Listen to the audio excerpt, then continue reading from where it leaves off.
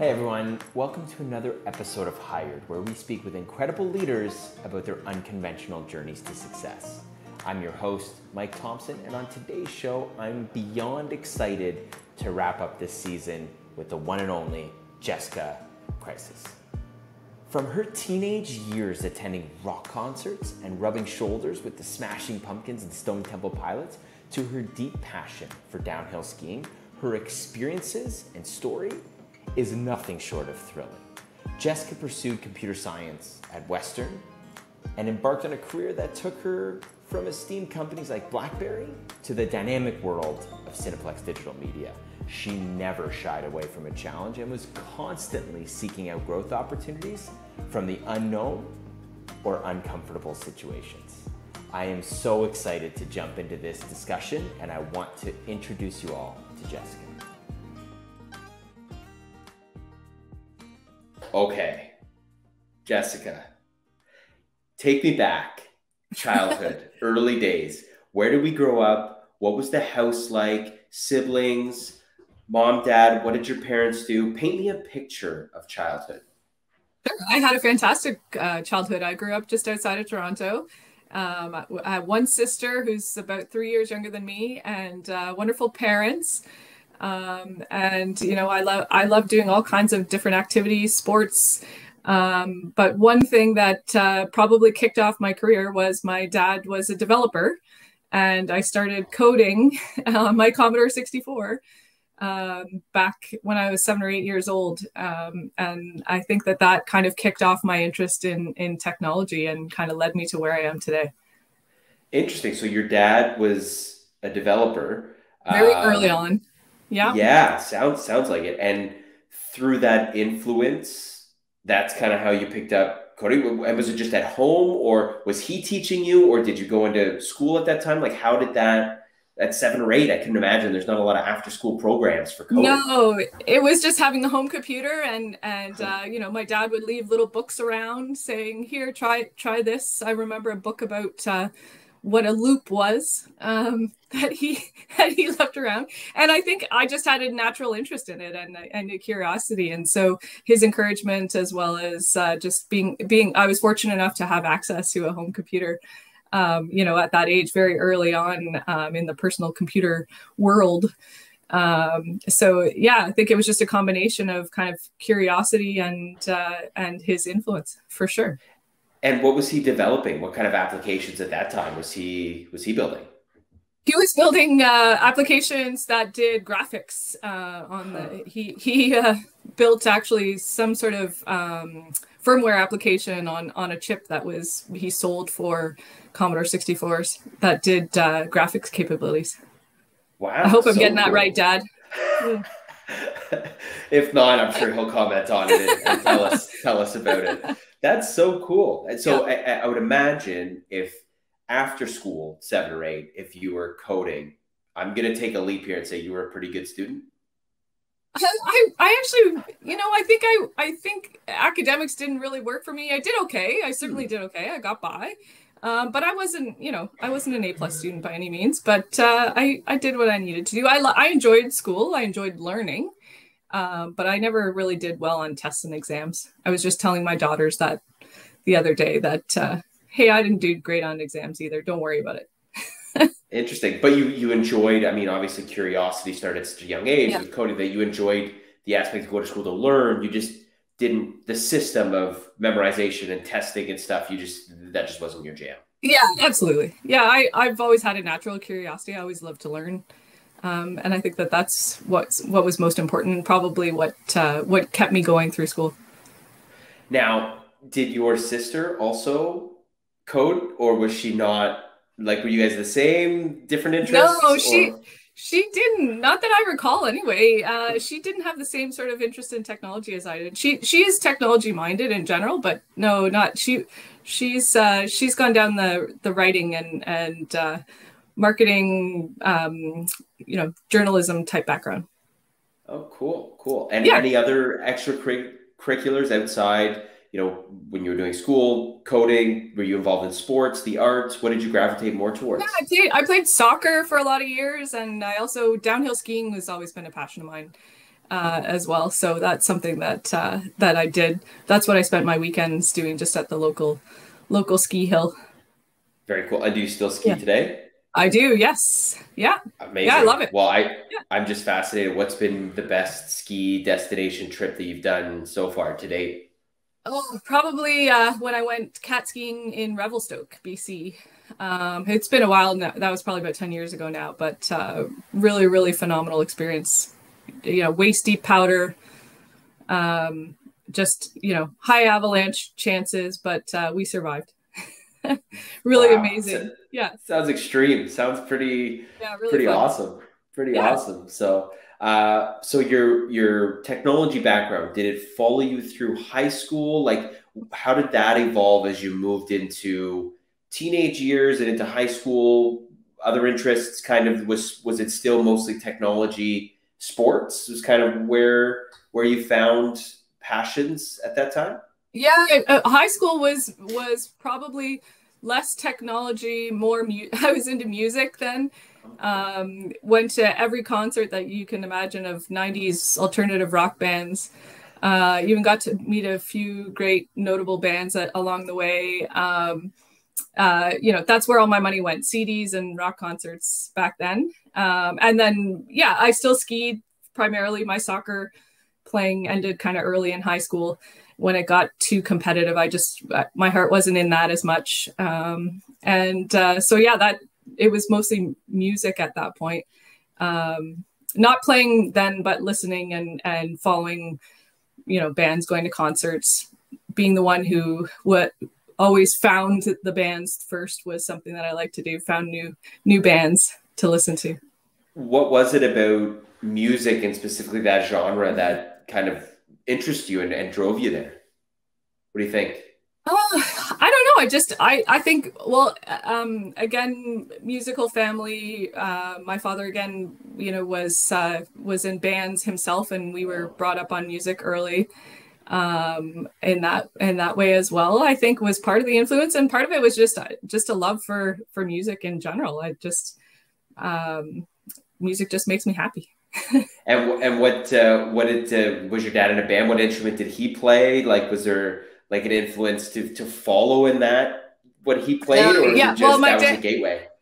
yeah, my dad played in bands from his very young age. I think all through till I think my sister and I were quite young.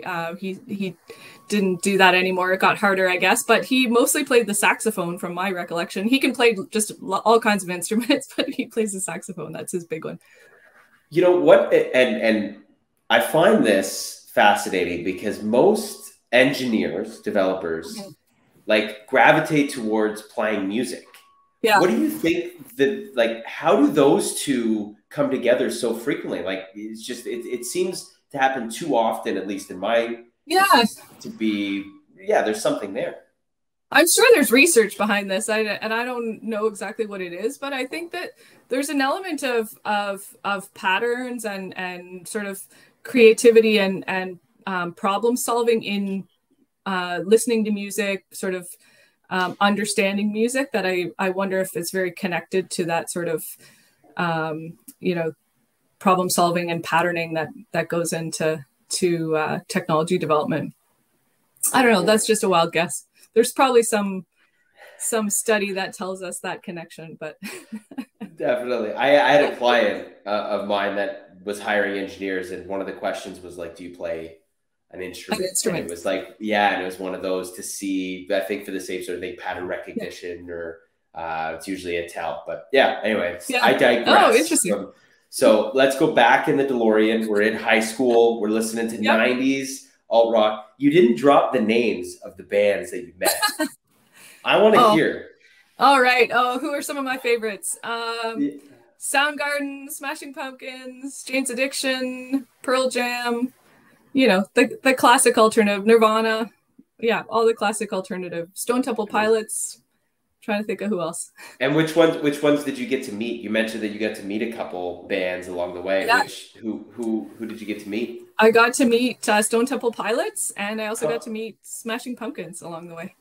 Oh, yeah. So cool. So cool.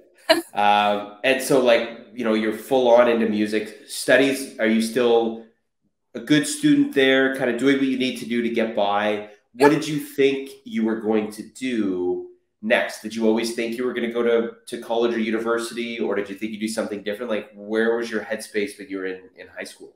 Yeah, I had always planned to go to university. I had my head around going into a business program, and that was, don't exactly know why. My mom was a fabulous teacher and always tried to influence me to go into that path, and it just wasn't something that I saw myself doing. She was lovely and patient with the kids and with us as kids, but it was certainly not something that I saw myself doing. So it was always business minded, and I think that was always a path. I loved sciences all through school. Those were the subjects that I enjoyed. So yeah, like I took all the classic sort of chemistry, biology, physics stuff.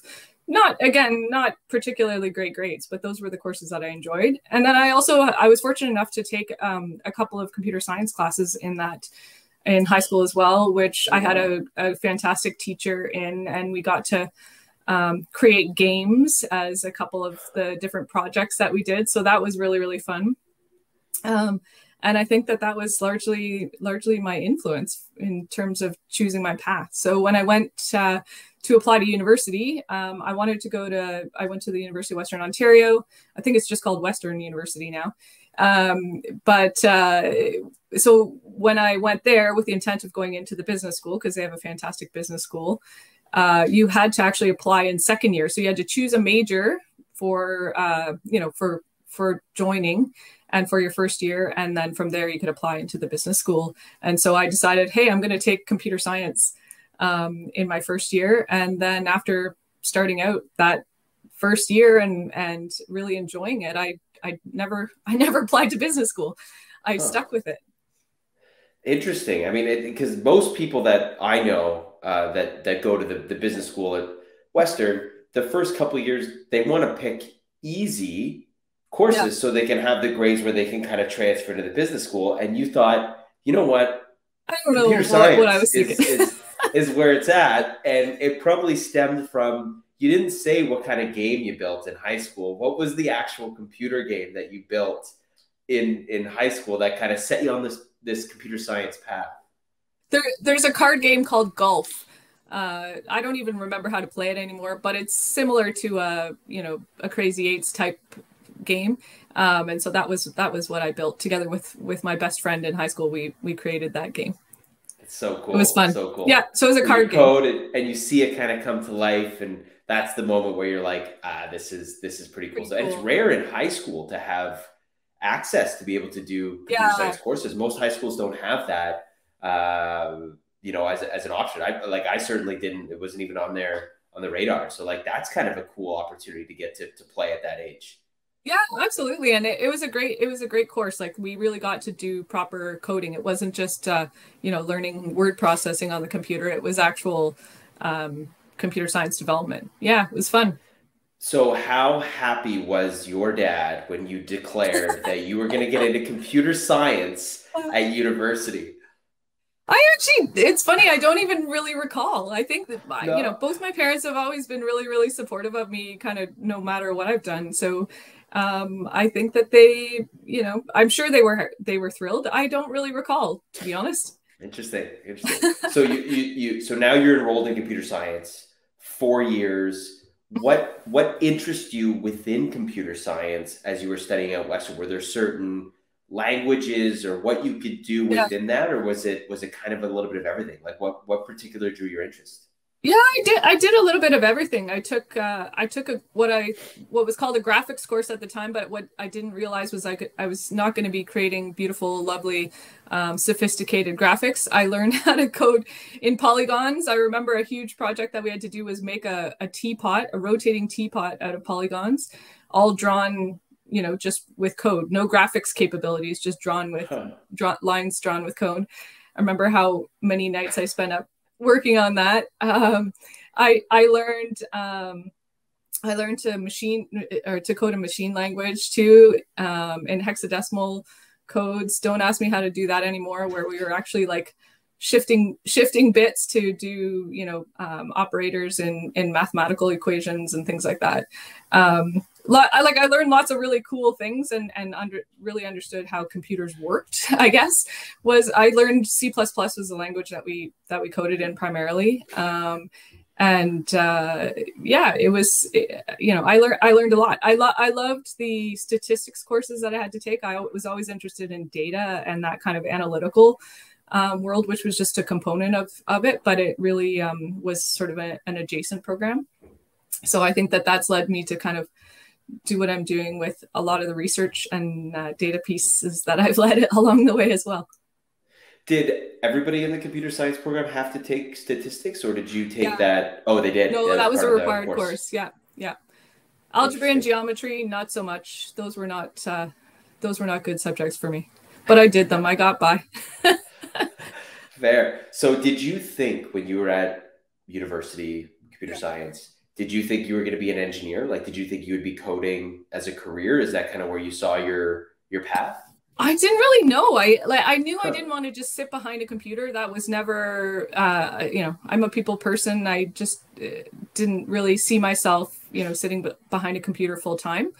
It was the problem solving aspect of it that I really enjoyed, and that sort of learning and figuring things out. So I didn't really know what I wanted, what path I wanted to do, but I knew at the time as well that it was during the whole .com thing, right before the crash. So, I knew there were going to be jobs at the end if I went that path as well. And I figured the business thing could come later. I could, always go back and do a business degree later. So that did was you kind at that time when you were doing the computer science, you still in the back of your mind that you still wanted to do business? You were just you were enjoying the computer science and you would come back to it later. Yeah, that's right. It was always kind of in the back of my mind. I'm like, oh, I'll go do an MBA later, because you can always do that kind of.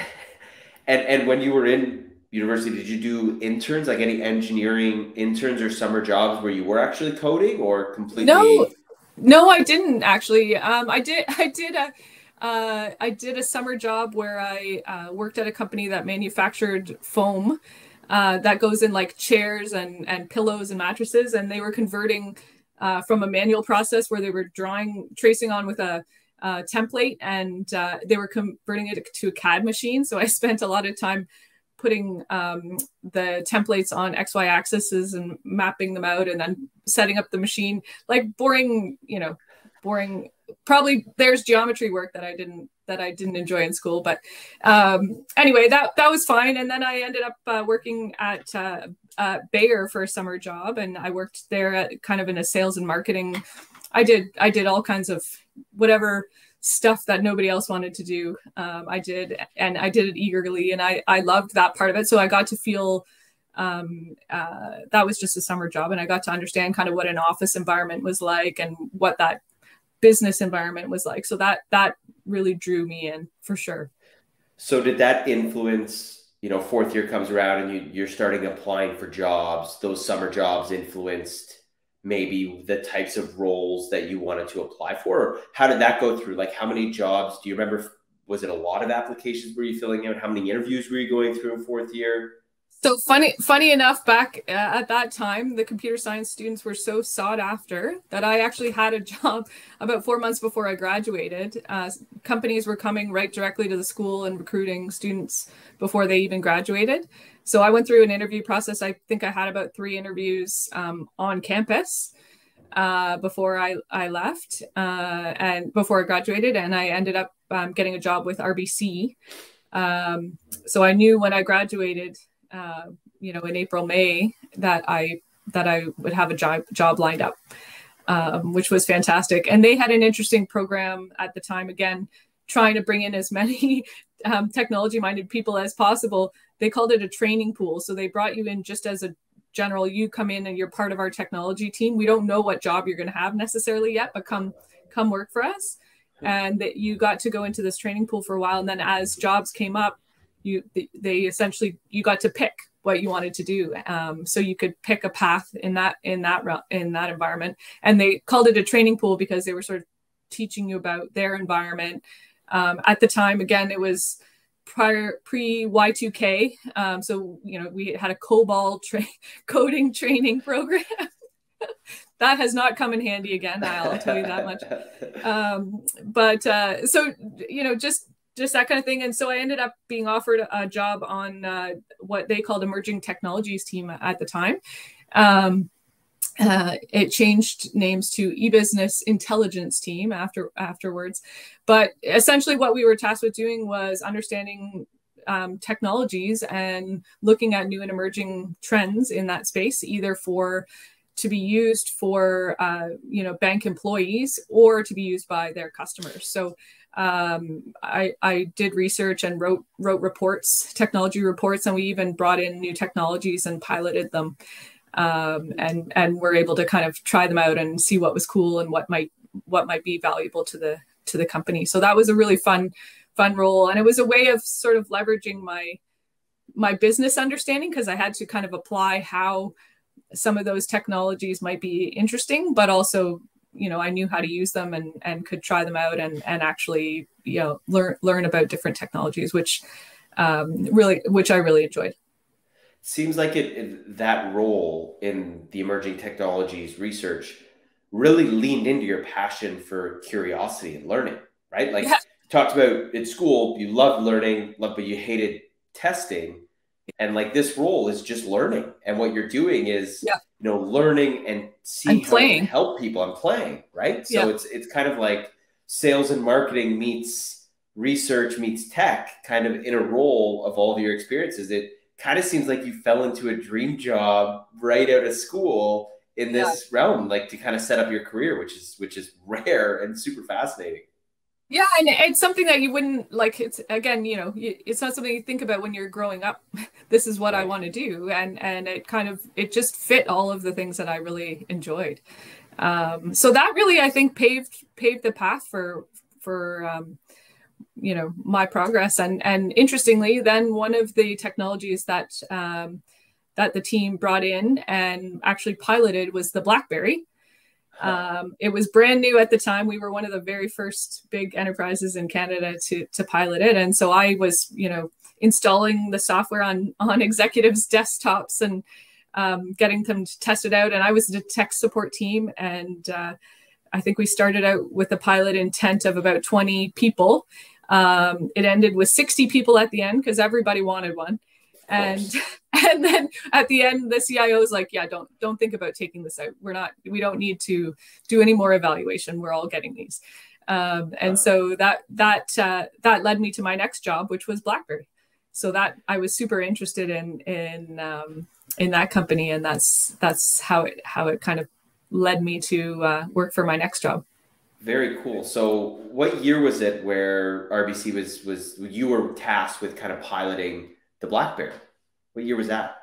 Yeah, so that would have been 2000, I believe, 2000, 2001, around there. So very early on, they were the little pager style ones, if you remember those. Yeah. Yep.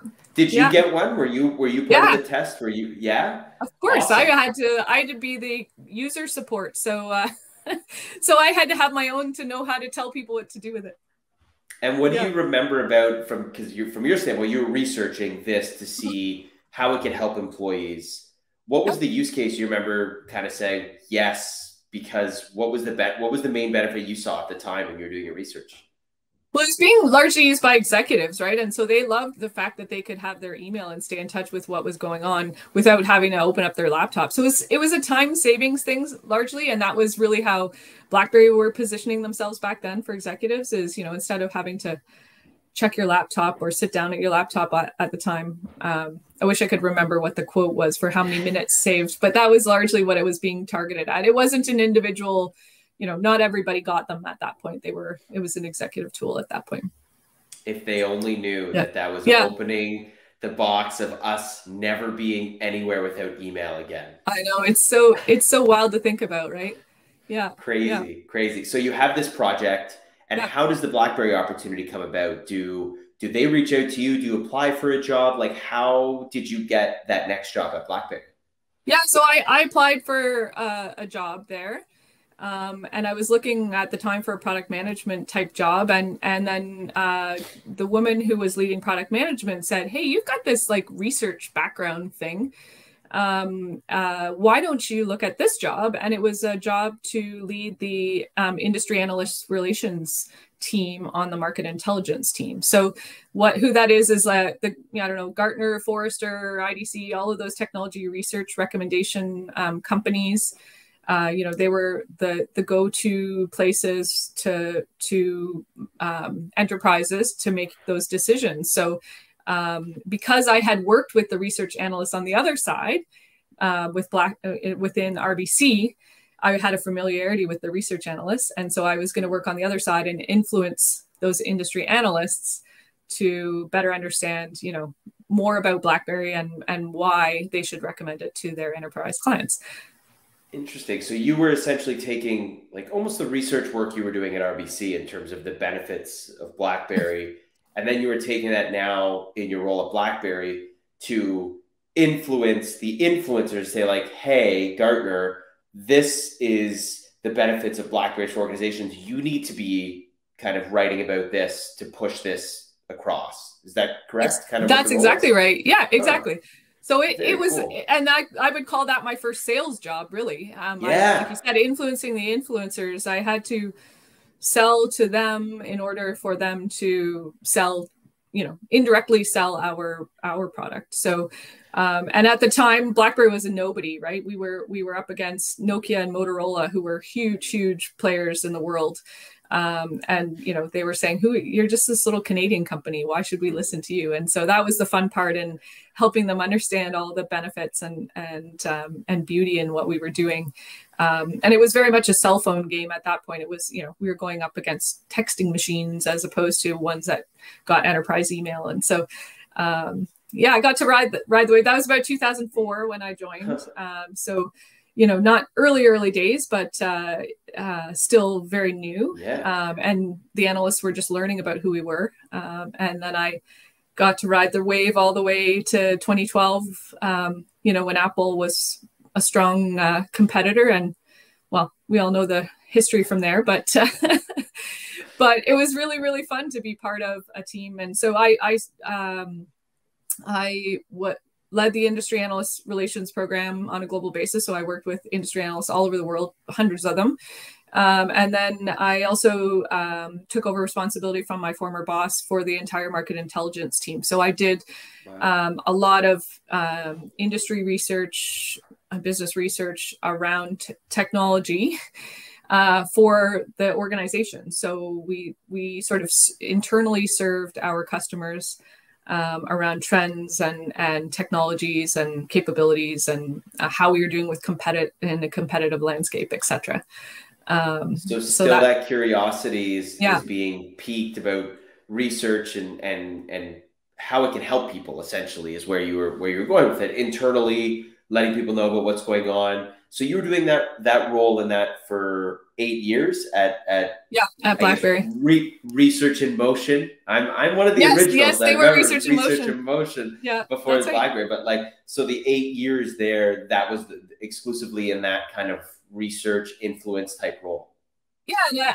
I took a lot of lead. So this is where my learning about marketing, my learning about product really came to be because I worked very closely with those teams. One, you can understand from a marketing perspective, you want to understand how we're positioning ourselves against what the competitors were doing and what the market was doing and how we could use statistics to tell our story and how well we were doing and so forth. So I worked really closely with the marketing communications teams.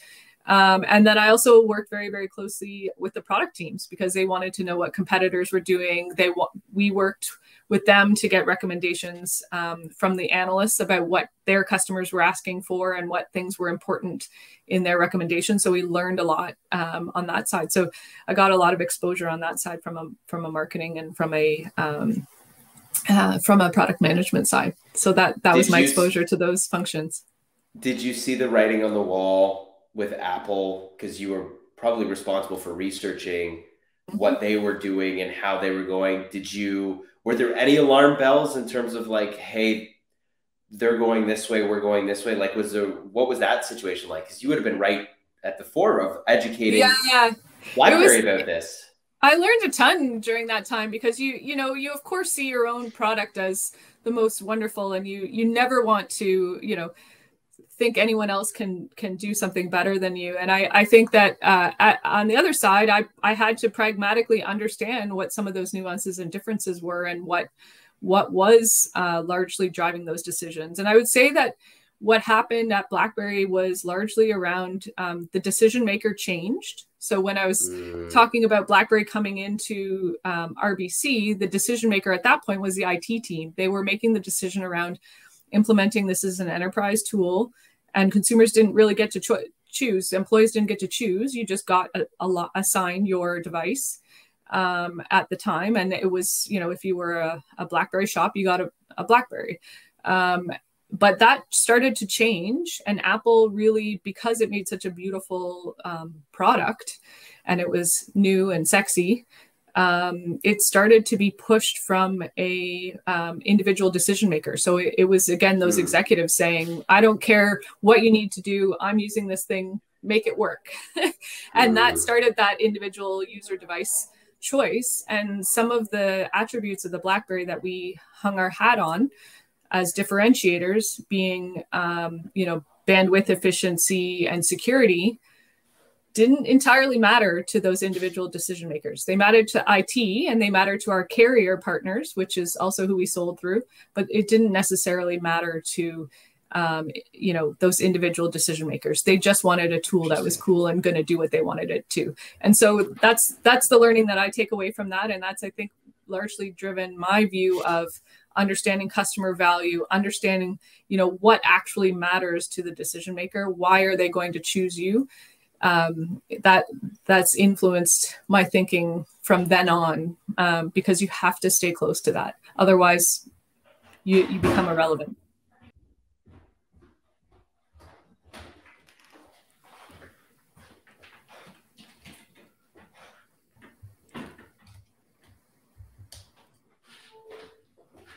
Okay, we're back. We're on fire. Good. I was kind of getting a little bit anxious because I saw it tick, and I was like, if this just cuts out in the middle of something, Chris is going to kill me. So no worries. Okay. I'm like that with my phone. When you get that indicator, when it gets so low, it's like, oh, don't. You're trying to like be gentle with it. Like that's going to affect the battery. Like maybe if I just like gently, like, yeah. It doesn't work that way. That has no impact, but it makes us feel better. Yeah. Yeah. 2012, BlackBerry, time to move on. Yes. What's next? How did it come about? Was it a tough decision?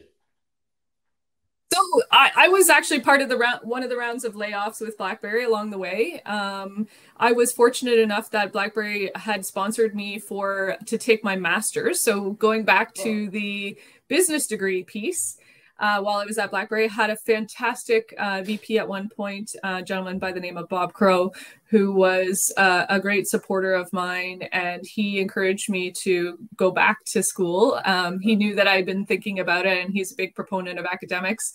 And so BlackBerry sponsored me to take my master's in technology management from Wilfrid Laurier University. And that was a bit like a tech-focused MBA, if you will. So that was a great way for me to level up on my business skills and my leadership skills and so forth. It was a 1-year executive program that I took while I was working full time in the craziness of BlackBerry, and also had 2 young kids at home. So it was a crazy year, but I survived and I learned. And so I met some fantastic people that great network of other people, like-minded people through that program. And so when I went through a round of layoffs at BlackBerry, I had calls from a number of those folks telling me, hey, don't worry, I got a job for you if you want it. So I ended up going to a learning management software company called Desire to Learn, or D2L, after that. Which again, sort of further was another B2B technology company, which really fit my interests. And I led the market intelligence and analyst relations program there. And there I had the opportunity also to work really closely with the sales team and helping them to encourage them to better understand, how to talk about what we do differently. And so I was a big proponent of, again, being very customer focused in that environment and really helping them understand what was going to matter to the customer in that market. I like how you just brushed over the year with 2 kids, executive MBA, full-time job. Like, that's just like, oh yeah, and then I just did that for a year, and then I just got another job. Like, that is crazy. Like, looking back, that must have been so hard, no? Yeah, it was a year from hell. Yeah, I was married at the time, and so the girl's dad he helped out with them, more so than usual, and but I had a year of didn't see family a lot, didn't see friends at all. I started drinking coffee for the first time that year. I never drank it. True story? Is that a true I story? never drank it before at all. I had to force myself to stay awake because there was not enough hours in the day. Right. And I even, became a connoisseur of energy drinks at that time, which are horrible for you. And I haven't touched since, but you do what you have to do. Wow. It was a tough year, but like, again, I learned so much. It was a phenomenal program and great people. I learned as much from my classmates and their stories and experience as I did from the program. And that really gave me my foundational business skills. So learning how to, understand financial statements and learning how to think about economics in a different way and how supply chains work and how, just different types of business learning than I had in the past. So that was really gave me great perspective and really helped accelerate me in my career for sure. And the network sounds like it was great to build. And, you kind of mentioned having a few, peers at that time reach out for jobs when the layoff happened at BlackBerry. Why did you choose Desire to Learn? Do you remember what was the deciding factor in terms of like, I think this opportunity is best for where I'm at right now? Yeah, Desire to Learn was interesting to me because it was a SaaS company, full software. So I was at a company before that was sort of software and hardware. Hardware is a lot harder. So it was a great learning on that front. It was also, at the time, really an up and coming company, right? It was on an upswing. So it was just really exciting. And I was able to come in and build that market intelligence and analyst relations function that didn't exist there before. So that was exciting too. Being able to establish a division is probably pretty cool. You take the lessons learned from BlackBerry, how you would do it a little bit differently, probably because, the market's different and, kind of how you wanted to build it. So that must have been, how big did the department get through your time at Desire to Learn? Starting with you. Yeah, it was 4 people at one point. So yeah, pretty good. I was there for just over 2 years and learned a ton there. Great. I worked with a lot of great people, made some lifelong friends in that environment as well. And then I had another colleague of mine or another classmate of mine call me and say, "Hey, I've got a job for you. Come work for me." She had just gotten promoted and was building out her team. So I went to work at Christie Digital, which builds digital projection for movie theaters and theme parks and things like that. So you experienced coffee for the first time that one year. And I'm getting the sense now through your career, you probably never applied for a job to this point. Like, you had such a great network of individuals that it was kind of great to be able to network, and have that. Now, when she reaches out, you're at Desire to Learn. Are you thinking you wanted to leave before you got the call, or did this catch you and you're like, oh, okay, cool. Opportunistically sounds interesting. Yeah, I wasn't interested in leaving. Like I said, I'd only been there for 2 years. It wasn't, I was still learning and growing. But the job she offered me just sounded too amazing, and she was wonderful, sort of mentor of mine already. So I was, I listened and made the tough decision, and then didn't regret it after that. I learned a ton there as well. Yeah.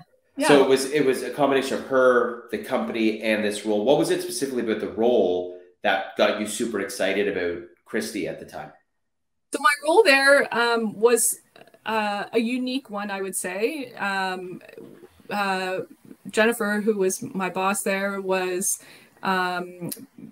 leading the engineering and product management functions, and really wanted to better understand new market opportunities. So I did strategic markets management was my title there.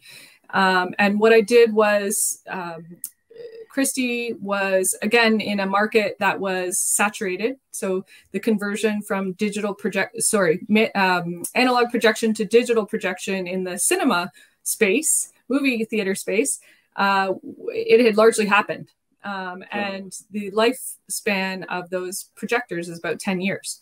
So it was, what next, right? They're not building a ton of new movie theaters. What do we do next? And so in that case, Christy builds still very high-end, high-quality projection systems. Where else is interested in that technology? And so I was tasked with evaluating a number of different markets and industries, better understanding them, knowing what they value, what they're willing to spend, what's important to them that matches up with our technology capabilities. And so I identified the market for theme parks.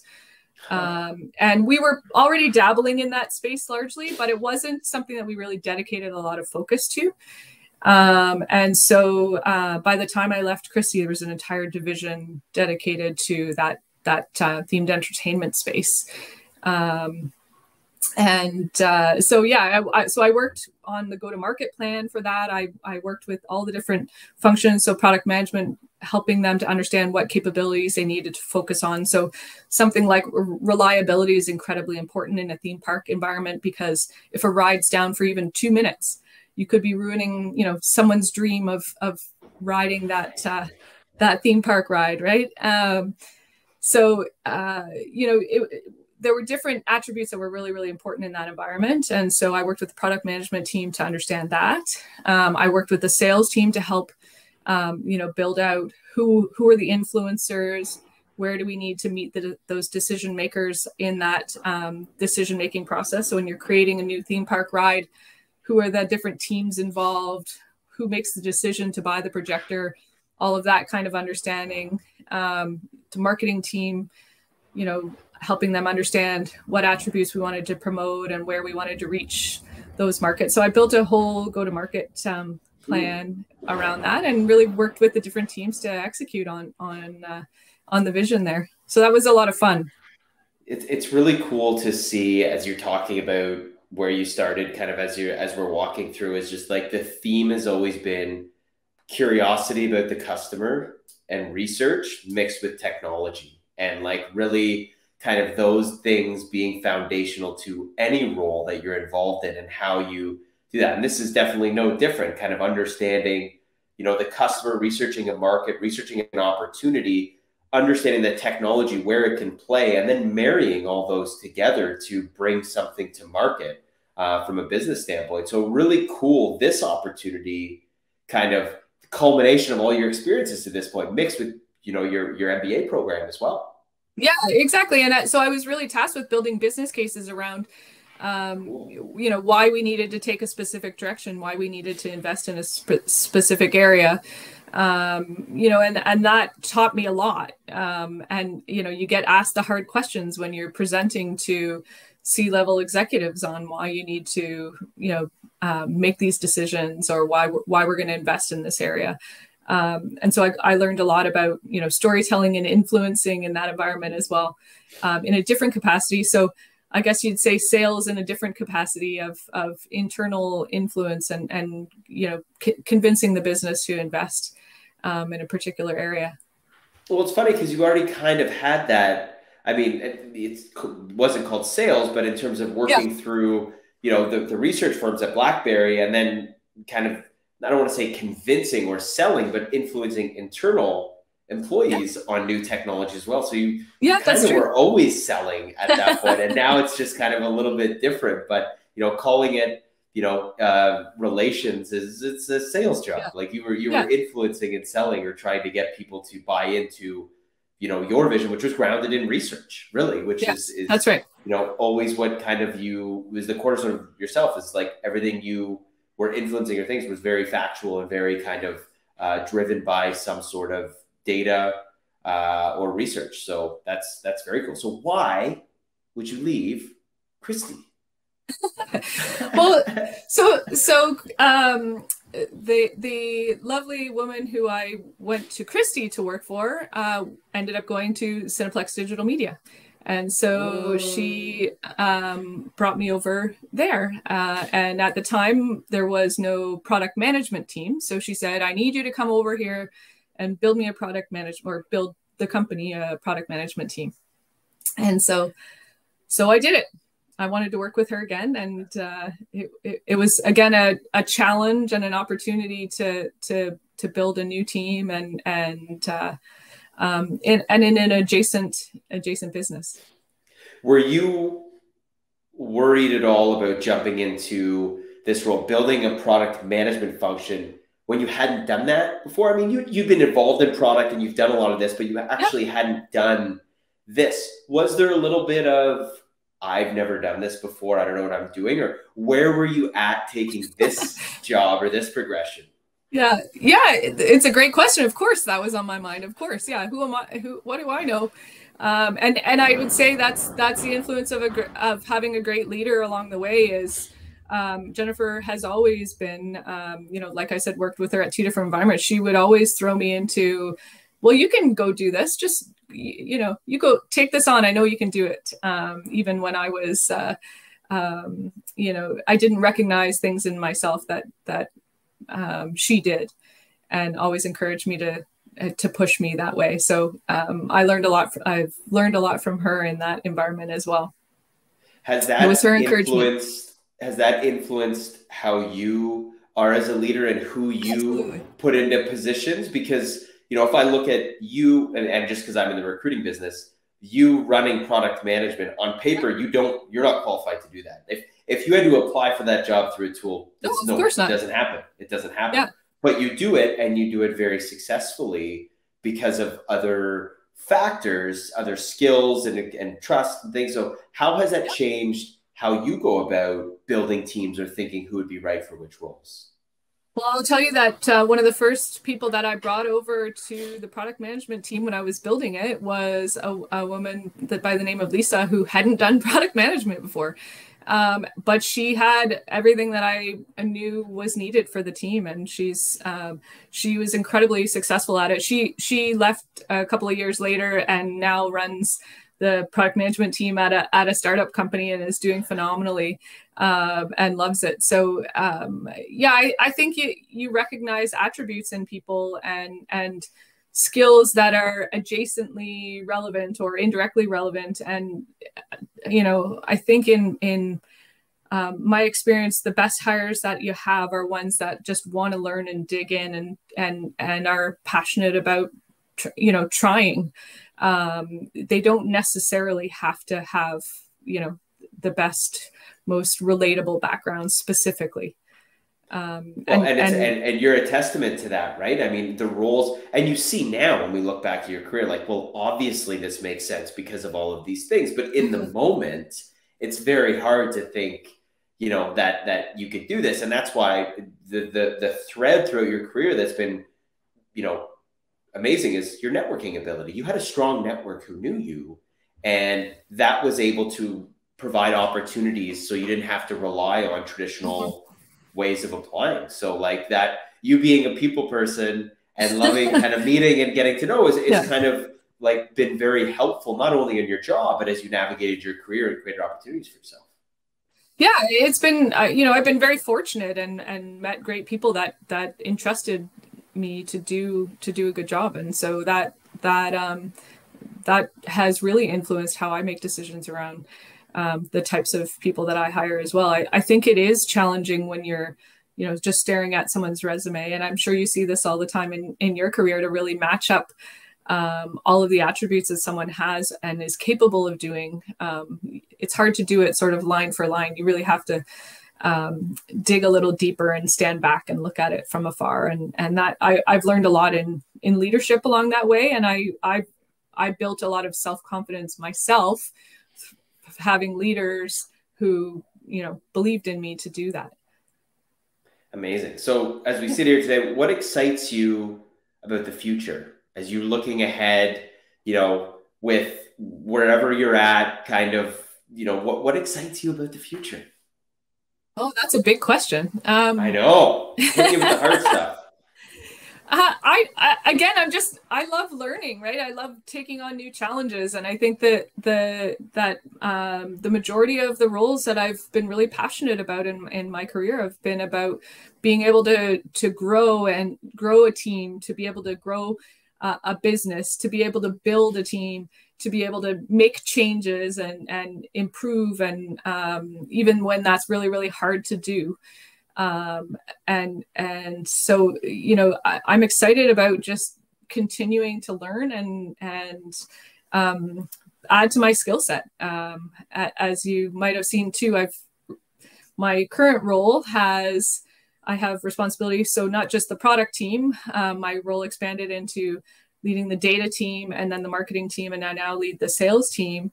Again, all with a really customer value led lens, and understanding what matters and what's real from a data perspective is incredibly important. And you just called out that thread throughout my career, but it really is. I think that really is the thread that ties it all together. And so I'm enjoying learning, and this new challenge of leading the sales team is so fun and proving successful.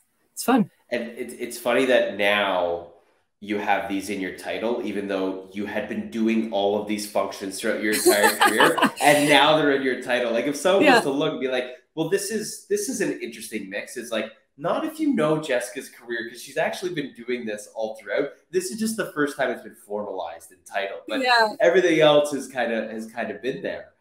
So it's just kind of cool to see that where you're at now versus kind of you've been doing all of these things. Now it's just included in your title. Yeah, it's you're right. There's a connection to all of those things that is not always obvious. And I think my excitement for learning and taking on those challenges is really what's kind of enabled me to connect all those dots. What do you think let's go back to, your first job at RBC, landing there, emerging technologies, sitting there, not knowing where it's going to go research-wise. What do you think that version, Jessica, would think about where you are today? Oh my gosh, that's a fantastic question. I think I'd be shocked, to be honest. I don't think I would have ever guessed that I'd be where I am in terms of even in my level of seniority and stuff, but also just having the breadth of responsibility that I have as a team I think I'd be shocked that I could do it.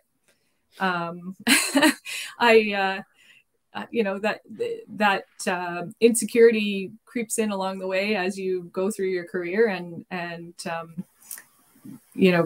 learning to speak up and ask for that challenge was something that didn't come easily for me. And I think that I'd be shocked to just see that I was able to do that now. I think shocked, but also proud as well. Yeah, you're right. Yeah. Right. Like, Definitely. I think like there's a lot that goes into what you've just described, and a lot of work, a lot of effort. Coffee came later with the energy drinks, but the thread throughout was like a lot of hard work and a lot of a lot of grind. So like I think a lot of pride would be like, wow, like that's and I don't think people do that, where they look back and think like, you'd always think about what's next or what's going to come after that, but like where you've come and through, and it's just been like, hearing your story has been amazing. And like I think about even just following along this journey, and it's like, wow, like you've done so much and created almost new roles in every organization, that it's been a little unique in the sense where like you don't fit a box and then you just try and create, you take on challenges, do new things, and it's resulted in growth in terms of where you are. So it's been a great story and just like I've enjoyed it. Thank you. Thanks for listening to my story, and thanks for, listening and asking me to share my journey. You're right. It hasn't been sort of an obvious or a linear path. And I would also encourage, recruitment firms who are looking for, individuals with unique skill sets. It's not always clear cut what folks are capable of or what they might fit into. And that has been a challenge that I've had, beyond those phone calls that I've gotten to come work with people I like. When I've had those conversations, it's not always obvious where my skill sets fit. So I know there are lots of others that have that same challenge along the road, but they're very capable of succeeding. Amazing. And last question, and then I'll leave you on this, is what do you want people to know about you that they can't see on LinkedIn? All right. I think that that's a great question, and I can't think of a great answer. The easy one could say that you met Smashing Pumpkins. Like, that's just not on your profile. That's an easy one. It's just like, and maybe you should go and put that on there just to say, what do me and Billy Corgan have in common? We met in the 90s. That's it. Yeah, that, and I have a fabulous shoe collection. So that's the other totally meaningless but fun thing that I like to do. But no, really, I think it's just I work hard and I'm passionate about what I do. And I think I've learned along the way that as long as I'm feeling like I'm making an impact on a business, that's largely, where my passion comes from. And that's when I've made decisions to move on to other roles, is when I'm no longer feeling passionate about the impact I'm making on the business, whether that's because of a leadership team that I'm working with, or whether that's, the business isn't evolving in the way that it needs to, or what have you. So I think that's something that's, drives me. And I think it probably a lot of others that have the same drive. It's all about making an impact. Thanks so much for watching. If you liked today's episode, please follow along and hear more great stories from us. Make sure to follow Spark Recruiting on YouTube and LinkedIn. We'll see you next time.